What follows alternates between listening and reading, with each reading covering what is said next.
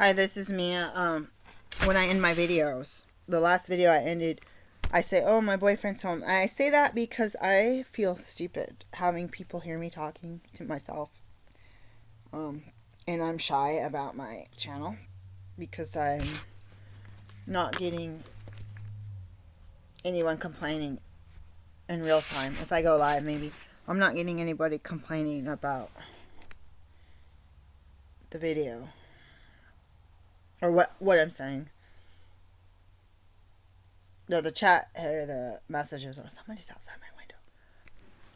So I went and watered the garden. I have this gallon of tap water. I need to refill it, and I'm gonna fill up 3 more bottles of tap water, and then I'm gonna start taking the bottles and cutting them. But I have a regular knife. I don't have a utility knife. I also need to make tea. That's what I'm supposed to be doing right now. So I called this caregiver job and I asked them to charge me the $40 for the background check. I've never heard of that in my life. I'm like, these people are cheap. And she goes, "Oh, we can do a payroll deduction." Like, no, I'd rather just pay for it so there's no surprises. And I was like, "Oh, can they mail me the check?" And they're like, "No, you have to come and get it." So I was like, and I had set up for tape I had signed up for direct deposit, so I'm like, let me check my bank. Like, I had one job where the first check, this was a long time ago, the first check had to be a physical check, and the next check was supposed to be direct deposit. But I think now that job, I feel like I always got checks. They forgot to do my checks. It would take them days and weeks, and I needed the money for rent. Why did I feel like I signed up for direct deposit? I think I did. I still did, and they didn't give me the direct deposit. And they said there's me and one other person out of hundreds of people had this issue that the HR or the payroll couldn't figure out, and it was a mess. I got to call the bank too and fix my other account. Let's go to my bank account and see, because sometimes they give you direct deposit, and they still give you the paper thing that says it doesn't say void on it. It just says do not cash. I don't know what it says on it, but it's basically the same thing as if it was a check, but it's got something blocked so you can't try to go cash it, and then the money goes in your account. I wanted to talk about the payroll protection program, and I feel like I should have done more. I had signed up for several of my businesses to do the EIDL loan, and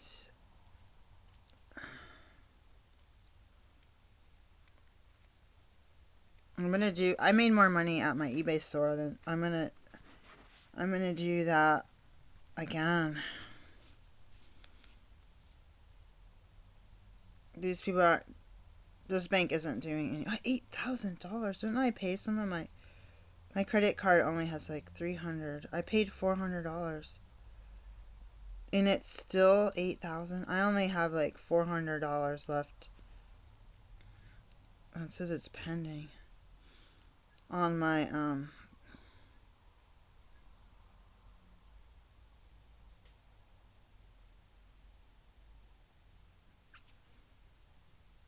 I only had $600 on my credit card. I have to put $1,000 on it because it's gonna max out from all the automatic. So I haven't got paid anything for my business. I am broke. No freaking joke. I'm not even. PayPal transfer. That's it. I tried to use my business account to do an order for a Square, and it didn't work. So I had to do my debit card, and it was $100. I was gonna pay for a $10 Square, and I decided to do that. I'm like, are you stupid? It's not really, because going into debt, if I pay $1,000 today, I was still owed 781,042. So I gotta work. This is a motivation.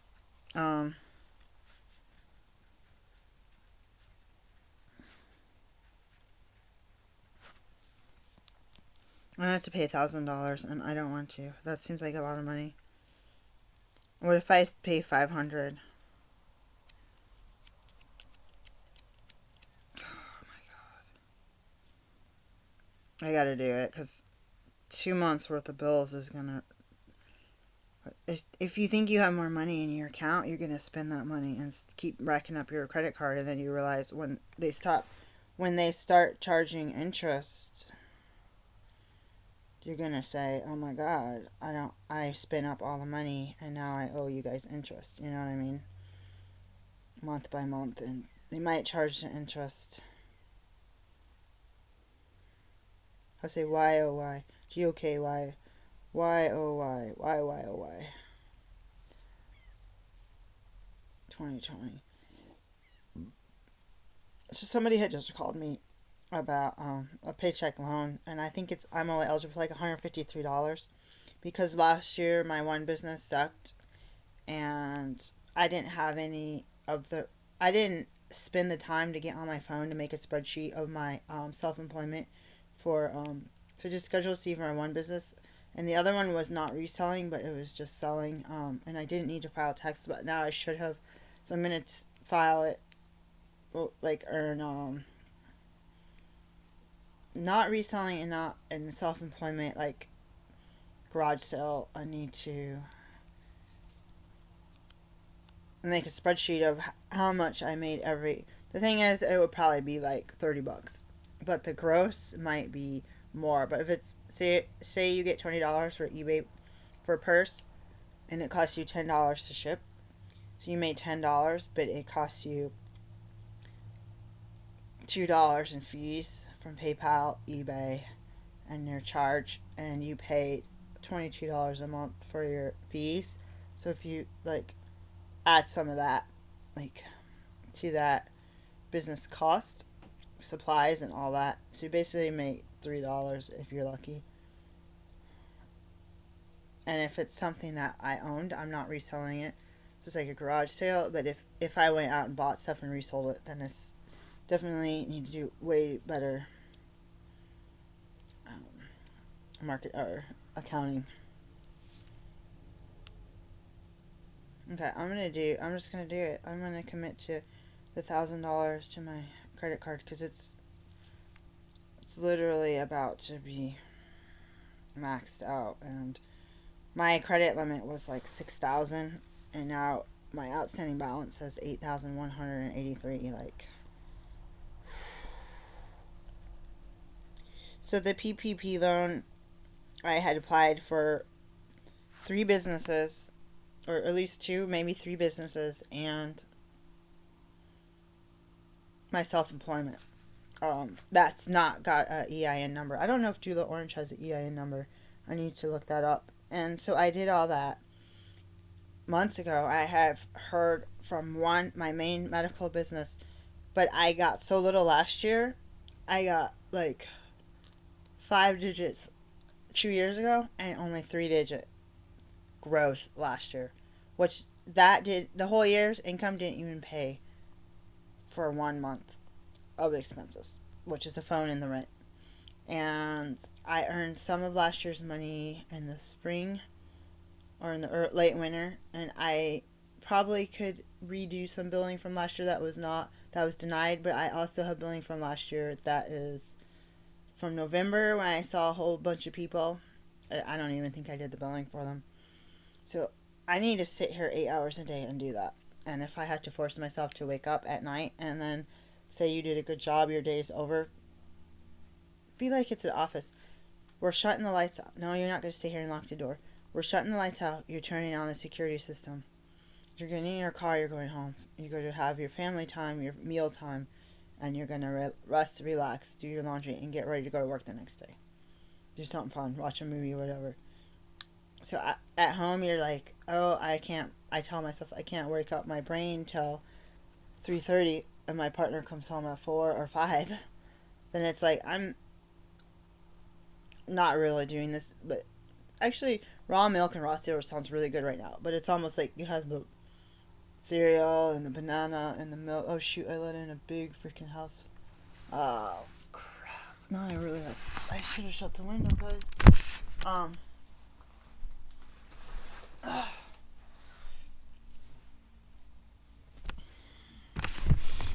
Now I had to open it. This is a bigger fly than was in here before, and it's gonna have a hard time going out of here.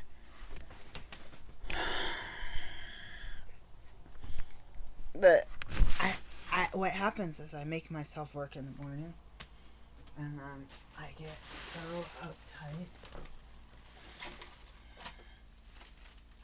It's like, oh my god, I give myself. I can't even think of what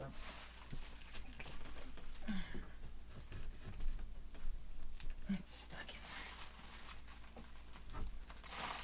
there. I get so uptight in the morning, and then I'm like, or in the evening, because I force myself to do stuff, and then I push myself, and my partner gets mad that I would be sitting around all day wasting time. But the thing is, if I'm wasting time, it's like, do a little bit, take a break, do a little bit, take a break, get something to eat, do a little bit, take a break. You know what I mean? And then I'll do that all evening until bedtime. And he wants me to just like blurt out a bunch of work. I feel like this is what men do. Blurt out a bunch of work, come home, put your feet back, put your feet up, and just doze off until morning. And I'm more like a mother. Like, babies cry all hours of the day or night. So when you can rest, you rest. And then when you have to exert a lot of energy and... I don't even know how we fit into the workforce with not being able to eat if you have low glycemic, or low blood sugar, like not being able to freaking, like change your female product. Like, how many jobs where you feel like you're bleeding through your period just starts and they don't let you go to the bathroom 3 or 4 hours. I started crying at work once at a professional office. And I was doing a job way less than that of a doctor, and it was not treated with any respect or dignity. I was like, oh, like asking this person, can I use the bathroom? Like, no, I'm going on my break. No, I'm doing this. No, I gotta get coffee. No, I gotta go to the bathroom. And then there's like a line. My boss is gone. She was always gone. People always come in to see her and do appointments, and I was like, she's not here. I don't know where she is. She gets paid probably $100,000 and is not in the office. And when she is, her son isn't in here, because she goes and drives them from college to come in and check in for a minute. She's talking to him, not doing the job.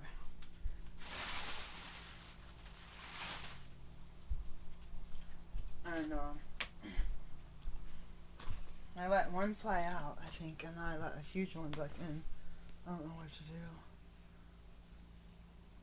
You know what I'm gonna do? I'm gonna put the freaking screen in, and then my boyfriend tripped over this box. I feel so bad.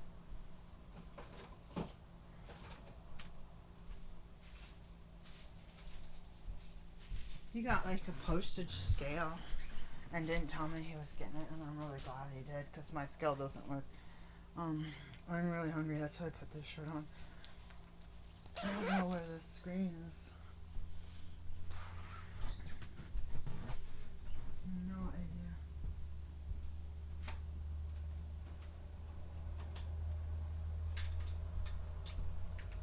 Where is the screen?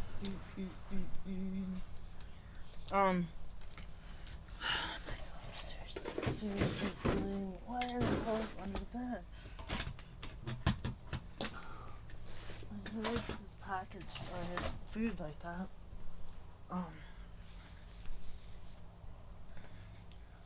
I'm like super hungry. 168.4. I forgot to write my weight. 160. I think it was 165. I forgot to write my weight now. I think it was 165.8. I was making 170.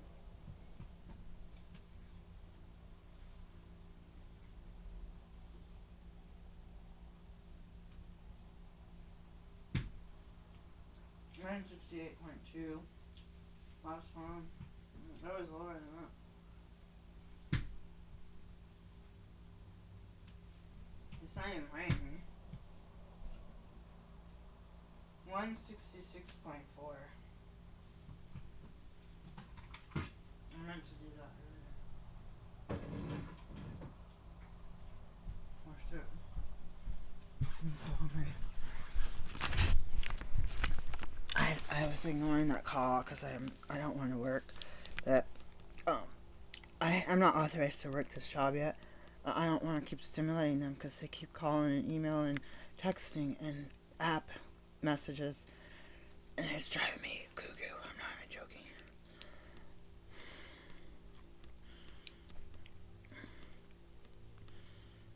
It doesn't seem right. They seem desperate for people to work for them. Why don't men do caregiving? What do men do in place of caregiving? What my boyfriend's doing, construction. Because I know women to do construction. It's got to be men that do it. I did half of my daily steps that I was supposed to do. Let's do my weight. 166.4. That's the lowest for me. But I did the tea, smooth move tea, and this is the lowest that my weight has been in so long. Like, I'm just so happy. I'm so happy to understand, to see it go down.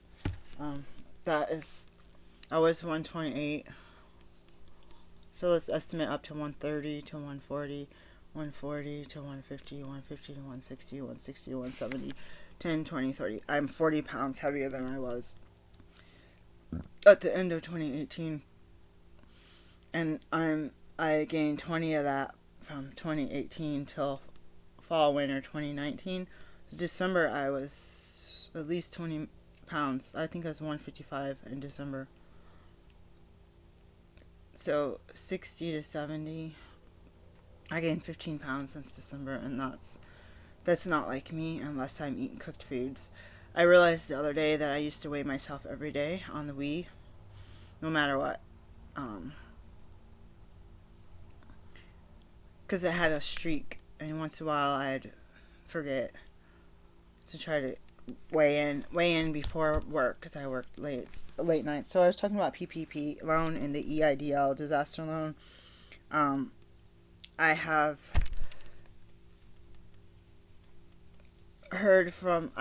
gotten one advance of $1,000 for my one company, and I haven't heard any. And those are two separate programs. I think it was the EIDL. I applied for every company through the SBA website, and I have not received anything, no emails. And I'll look again to make sure. I was looking in spam. They say they're going to process a loan, and they're going to put that loan through to a vendor or a lender. I don't know if the SBA did the EIDL loans, and I don't know the terms and the conditions. I had to pay myself $250, so now I have to do a payroll program. I'm going to have to make myself a 1099 employee, I think, or that company has only been receiving money from 1099, but it accepts cash, so I don't know if I should make myself a W-2 or a 1099 employee, which is what I'm going to have to do. And I applied for unemployment as an employee, and but I did that because I thought they said you could do self-employment, but then it sounds like 2 weeks ago they opened the self-employment. It's on here. The CARES Act.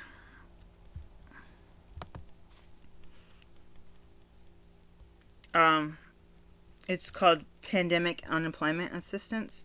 So people who previously weren't able to do that. How long will it take to get my payments?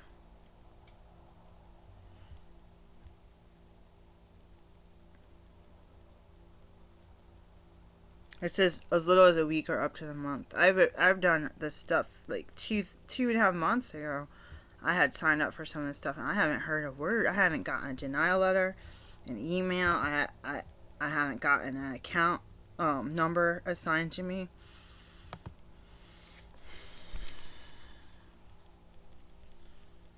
There's people that still got the $10,000 advance per employee. I don't want a loan. I don't want to be borrowing $10,000, $20,000, but if it's got 30-year interest, like people are like, be careful, it's a loan, be careful this, you have to do this, you have to do this.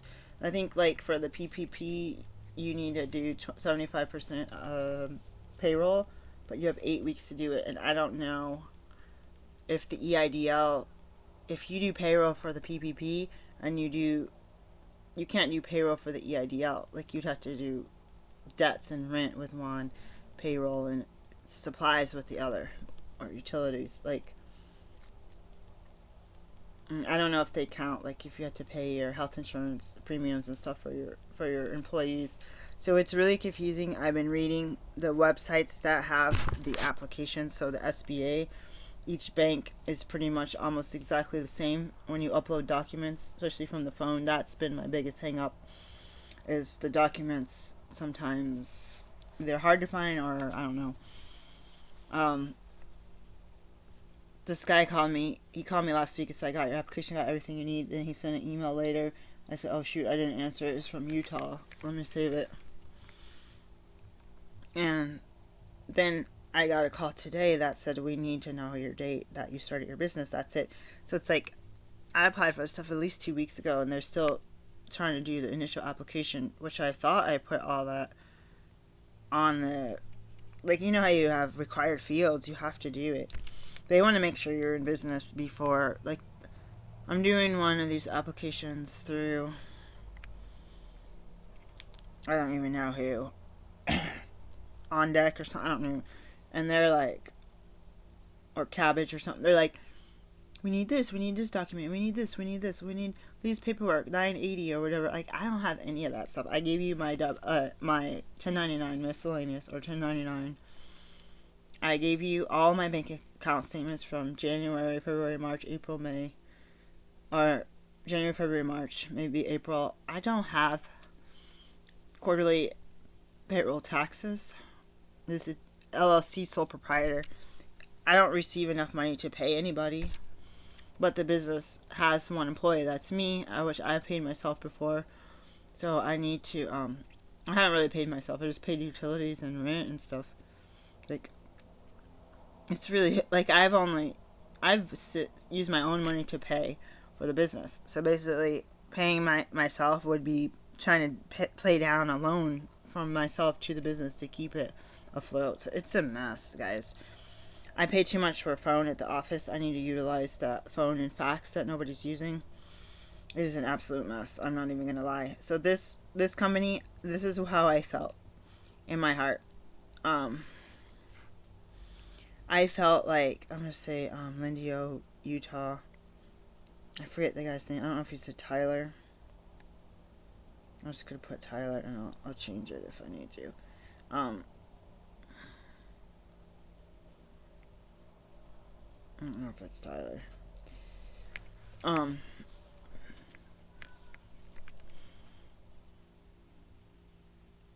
We go to the food pantry twice a month. We're not in a line as long as on the Southern California in the news. But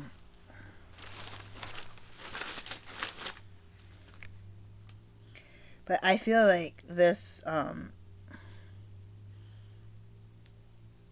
job thing is disrespectful. But sometimes, either when you don't have a job anymore and you realize that they did stuff different than your new company, or you have a job and you're mad, you get a paycheck and you're like, okay, I'm not quitting, because this would be zero in my bank account. But this is the problem. You think about toxic workplaces and disrespect, like you feel like you're less than a human just because they pay you minimum wage. You know, it's skimping on everything. Maybe they have value for the customers. Maybe they have parties. Maybe they honor you and get balloons to your house. But in the beginning, and they're acting crazy and toxic, I don't like it. And they're going to be stern. There's like all these young ladies, and then the people that are doing the hands-on job, putting yourself in danger in nursing homes without PPE. They don't have proper PPE for me, first of all. If I were to do the job, I need to find some PPP for myself. So I'm risking my life, and I'm risking somebody else's life. If they're not going to have the clients wear masks, there's no point in doing the job, you know? Get out, fly. You know what I gotta do? I gotta lower the other. That's the way out! Oh, no, it's not. I told him the wrong thing. This fly cannot figure out that this window is up. It's up, up, up, up, up, up. Come on, fly. I'm gonna have to open the window from the bottom now. Bottom and the top. Camera soup.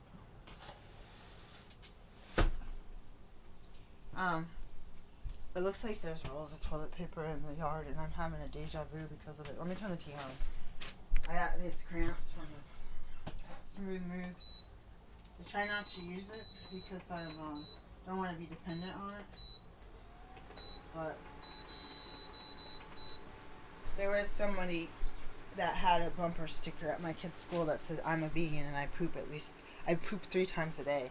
And when you the first couple of years that you're doing diet change and vegetables and you're filling yourself with fiber and all this, you're going to go to the bathroom, you're going to clean out stuff, you're going to detox on a cellular level and on your colon. You're going to change your teeth and gums are going to change. You might become malnourished in some areas and you might overdo it in others. It's like overdoing shampoo or conditioner.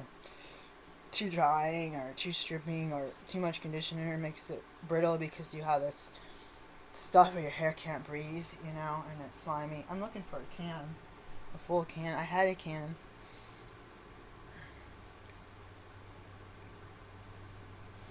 And, let's see, I got a can.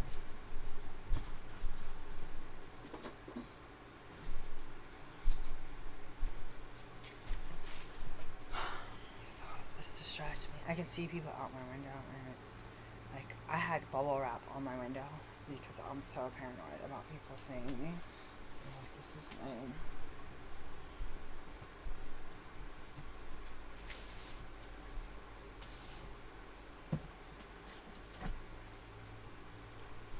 Part of me is like, who cares if they see me, you know? Because I'm not doing anything wrong. But if you're like walking around in your underwear, getting up to use the bathroom, or like if you're paranoid like me, you feel like people are looking at you, and it's hard to, like, you sit in a corner and you're like shuddering, like, oh my god, somebody could see, like, you're like freaking out. But I forgot what I was talking about. So you have the 2 types of loans. And I'm going to switch gears and what I really wanted to throw out there and scrape the surface. Talk to me. What am I going to do with the fact that I need, besides this big fly, now it's like a horse fly instead of a freaking house fly. Anyways. And I can't find the screen. There it is. What am I going to do with,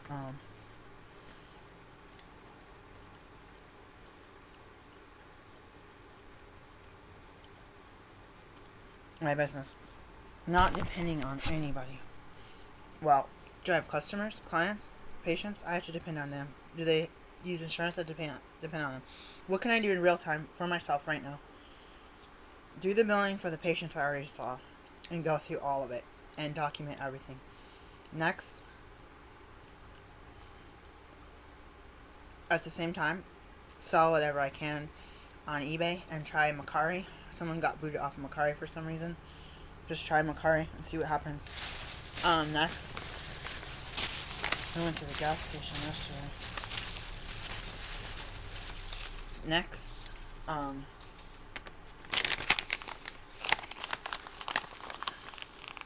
what's next? Get to customers and make them pay. And I'm always making for Jula and stuff, client list. And I have a client list for here, which I need to make. I'm going to make it and put it on my website and call 211 and see if I can sign up with them. Just try to do the same thing I do in Oregon, especially with everything telehealth. Do my notary, so I need to be able to advertise maybe all at once, like all in one stop shop, something for everybody. I wanted to be a general store. What do general stores do? They sell clothes, they sell seeds, they sell food, they sell toys, they sell used stuff, used tractor. What does a general store sell? Anything you want. This is gently dry. I don't know if it's raw. It's super soft.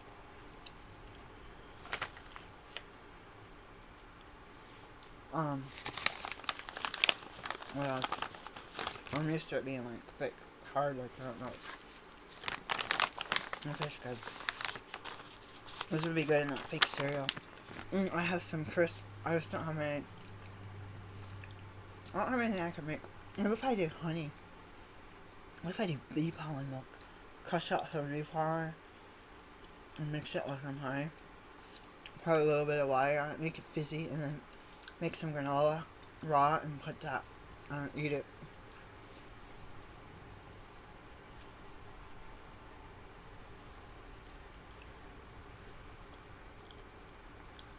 So if you advertise it's all in one, like a general store, then you don't have an ad for doula, an ad for doctor.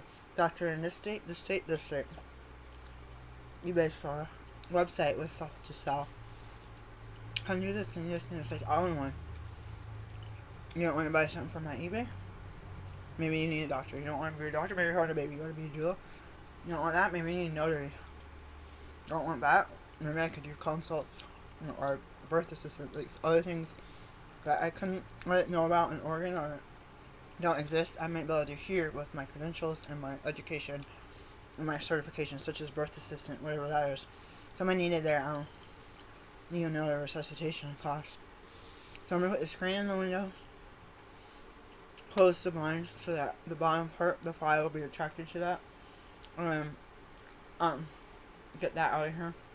I'm gonna take a lunch break, drink some tea, eat some almonds with noodles, and then I'm gonna brainstorm some more. And I'll probably either both while I'm taking my lunch break, listen to some YouTube videos on business. Because you see some of medical doctors. I might have to look up chiropractors.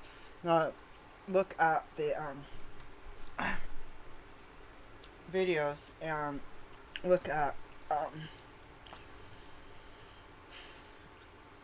my toast-up meeting. And then I said that I would do strip the bed and grab the sheets. The clean sheets are over here somewhere. It's supposed to be in the trunk. The trunk is completely covered with clothing and paper. So we'll go through that, and if my boyfriend comes home, and I'll say 1:30 to 2:30, 2:30 to 3:30, 3:30 to 4:30. That's pretty much 3 hours, including the lunch break, because I'm overwhelmed. That's what I was saying earlier. I feel pushed to do work at something at a certain time because of other people, but it's not like it's a job where you're hired to clock in one time and punch out and someone replaces you, or vice versa. It's like I'm working for myself, and my more optimal work is at this time. The other scenario is, what do you do when you have exams and quizzes and you're gonna push yourself? You got an appointment, your kid has to be dropped off at school, you have a class, you might get called to a birth. You're gonna take any time, day or night, to do your work. What happens when you're done? You feel sick. You feel like you're gonna die. You can't sleep during the day when you've been up for a day or two because of the birth. And then it's like you feel like your body is dying. Like right now, because of the tea, it made me feel immediately exhausted. I would like to drink it every night, every day or night, and until Sunday, and then take a break from it, and then do the detox tea with a lot of water, because I feel like I'm going through emotional mental detox with my therapist, and I feel like I'm doing a physical detox with my body, so I need to incorporate the exercise. The walk is, it's like brushing your teeth every day. You need to do it. You forget, you do it. You wake up in dark and do it. I walk more than if I forget to brush my teeth. I typically wait till the next day, but my walk is like super important. And then we incorporate the yoga and the Volt, Karen Volt videos. I had to think about it both ways. Maybe I actually looked out here and didn't know someone was in the car. And I kept opening the blinds and the windows, and I was like, well, that person was probably trying to get a break from their house. And here I am peeking out, what's going on? They're like, can't do anything without somebody. And I'm like, oh shoot, that's how I feel. But the thing about the house is, if you have a table and a chair in a section of your porch or somewhere you could sit and relax and watch the sunrise or the sunset or both, a patio where you can bring out the cushions and the dog's laying in the sun, or you can sit back and read a book or play on your iPad. That's what I feel like I want to do. Like, you see this house, the more I come and go, the cleaner that it will be. Or if I was watching an old movie, the Las Vegas story or something, I felt like so slowed down and relaxed, except I got riled up because all of the black people in the movie were servants. And I remember that Las Vegas you let prostitutes like work there. They don't do anything else, but you still have segregation. You're not even in the South, and you still have blacks only casino. Like, you're not allowed. They weren't allowed casino or run the tables, or even if they brought in entertainers, they could go to the segregated hotel, come here and sing, and immediately leave. Like, they couldn't gamble, they couldn't sleep there. I'm sure they couldn't eat there. Their families had to maybe not even see them perform unless they're in the black hotel or the black casino. So it just irritates me when I see my boyfriend watching these TV shows from the olden days until now. Even documentaries. He's like, oh, I'm learning something. I'm like saying, this is a white Western world. There's one documentary that has stuff talking about black people coming from slaves. Fine, they have a black guy doing that, you know. But that's the one documentary out of thousands I've seen in my own life. That's the only one that I saw a black person hosting it. And so I'm like, you do realize that these are Western ways. They're talking about, I was driving back on that bridge, or riding back, and I saw these big houses. And I thought, Native Americans used to share this land and hunt and fish up and down this bay.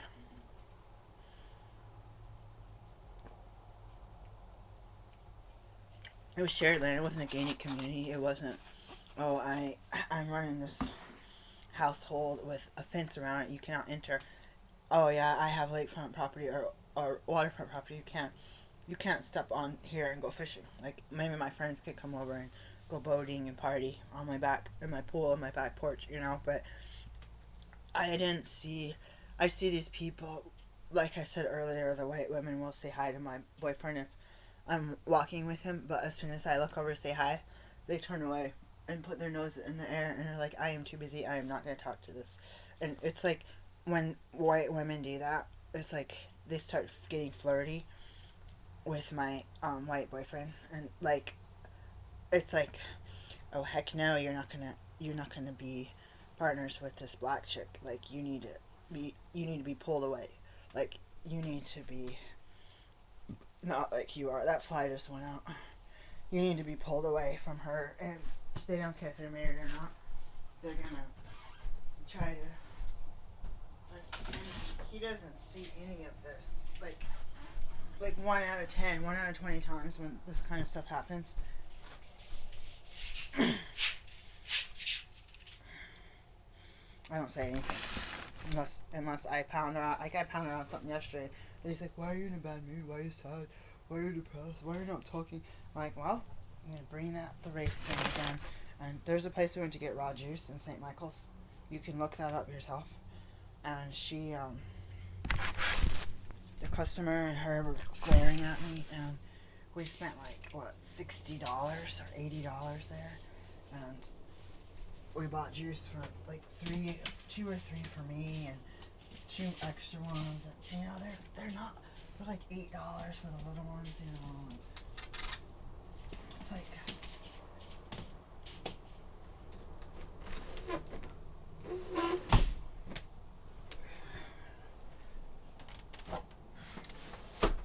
And so we get this juice, and I was like, I hate that place. I was walking around and it's white people own this town, and you're like, you got Harriet Tubman and Frederick Douglass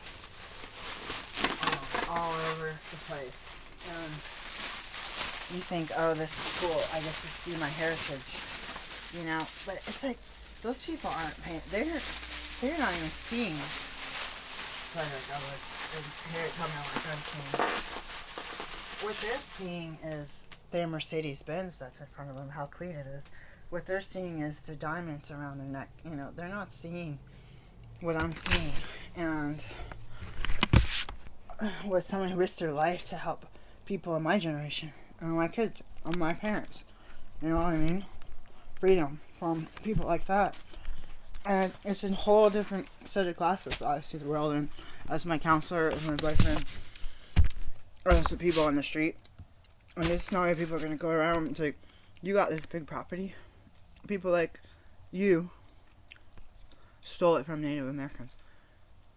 No compensation. And gave them smallpox and made them go out west.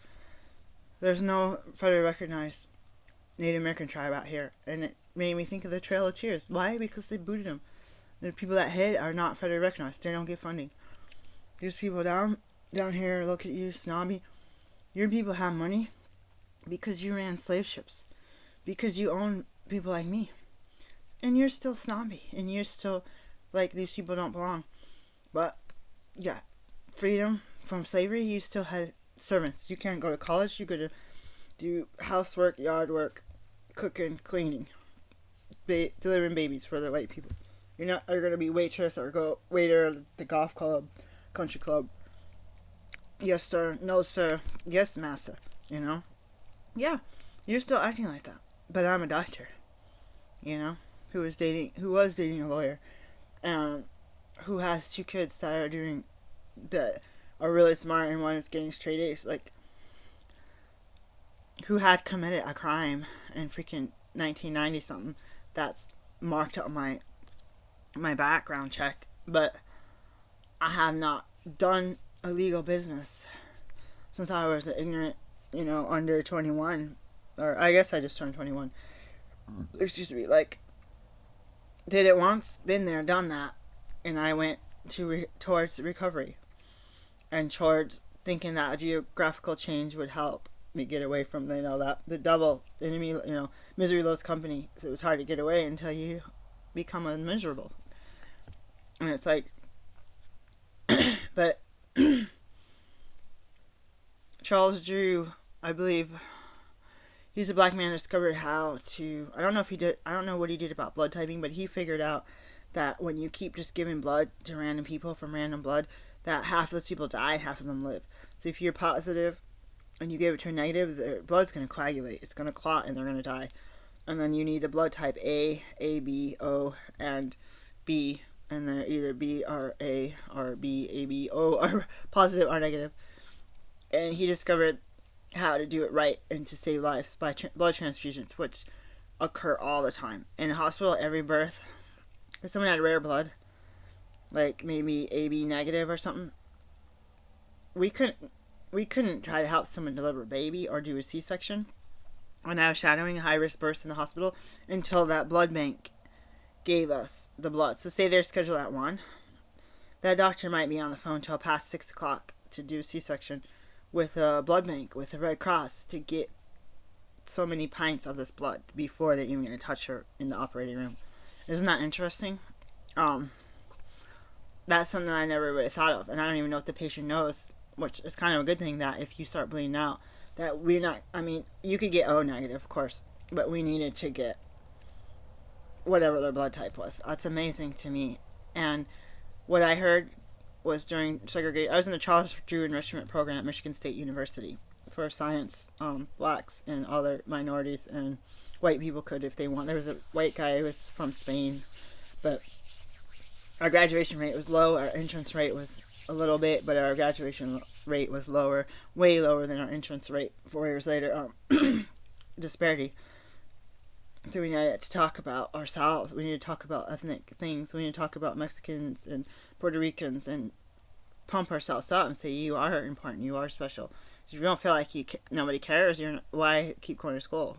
You don't even think you can get a job, but you learn about each other's heroes and you share about each other's heroes in class. You do book reports every week. When you learn about black culture and stuff that you absolutely didn't even hear one bit of while you were in traditional schools, the Western bias books saying the only thing about blacks was slavery. The only thing about Irish was potato famine and indentured servant. Like, you didn't hear anything good, but you even hardly hear about Asian Americans or suffer being in concentration camps. You didn't hardly hear about Hispanics, the Mexican and Colombian drug lords. Like, you definitely didn't hardly hear about Native Americans, But it's like so rude because there's a lot of history. What helped build this country, and people helped. Those colored people helped white people to become successful, and those colored people, or those white people's, the men's spouses, helped the men to have enough balls to freaking continue. And I talked about that before, but there's a lot of mothering and nurturing that came with these scared men that are known as our heroes, with their starched uniforms and their hats and their swords and their guns, that they are shaken in their boots. Their wives calm them heck down and help them, just like in presidency. But like while they're out cheating on their wives, and the wife is sitting in their childbirth room, bleeding out, fools. Such foolish people can be so immature and so unloving and uncaring. Charles Drew, I heard, got in a car accident, and he was very close, taken to the White Hospital where they could do a blood transfusion to save his life, and they refused him because it was a whites only hospital. So by the time they drove him to the black hospital, either they didn't have time or they didn't have the setup to do blood transfusion. He died because he couldn't get the very thing that's saving any of you that had blood transfusions, any of you and your babies who had that blood that your doctor ordered, and you're going to be in your room prepping, and the doctor's like, oh, sorry, we have to bump up your time till 2 to 3 till 4. And they're coordinating someone saying, oh, we're going to do a delivery at 8 o'clock tonight. Well, we need it before then because we got to open up this room, and we got to schedule that they're going to send a van transport to the blood bank to get the blood. You know what I mean? And save people's lives, other people's injuries, people that have chronic diseases that need transfusions regularly, people that are severely iron deficient. It sucks that the man who discovered the right way to do that, because not only was it the right way, it was the other way was killed a lot of people unnecessarily. They'd be better off without a transfusion. And to deny him his basic human rights are something that he invented. And it makes my blood boil. It makes me want to, my blood boil. Better not boil that blood off because you might not be able to get a transfusion. Be positive, by the way, if you see me out, bleeding out. I had thought, I don't have room in this garage apartment to keep getting stuff from my clinic, like a medical table and all this other stuff. But now I'm saying in my mind, you know what? You want to be standalone. Because you're being denied the right to work in a clinic with other people, or they're trying to rip you off, or they're making it not as holistic as you like. And they're definitely not following the same spiritual path that you are.